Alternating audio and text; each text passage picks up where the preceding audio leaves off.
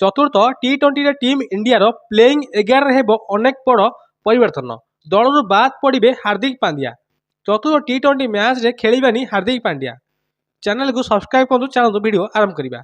भारत एवं न्यूजीलैंड मध्य चतुर्थ टी20 बुधवार जनवरी 28 तारिख में Andhra Pradesh ACA BDCA cricket stadium खेल।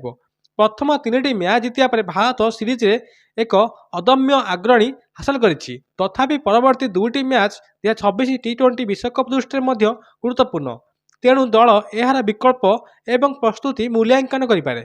प्रथम 3टी मैच रे बोलिंग करती हार्दिक पांड्या को विश्राम दी जाए। जसप्रीत बुमरा खेलियार सम्भावना अच्छी एवं श्रेयस आयर को यही मैच रे सामिल कर। श्रेयस आयर तिलक वर्मा बदल खेलाड़ी भाव में टी20 सीरीज रे सामिल होती। जदियो आयर टी20 विश्वकप दल सामिल नहांती किंतु तांकु एसीए बीडीसीए स्टेडियम रे चतुर्थ टी20 प्लेइंग 11 सामिल कर।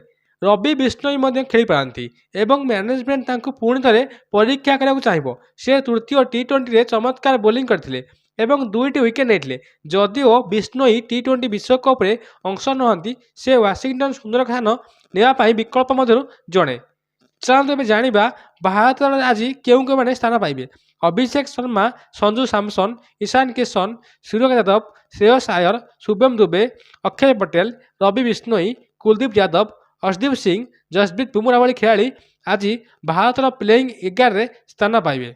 एबे सबुठ बड़ खबर होची जहाँकि आज चतुर्थ टी20 मैच रे हार्दिक पांड्या खेलिबे नाही।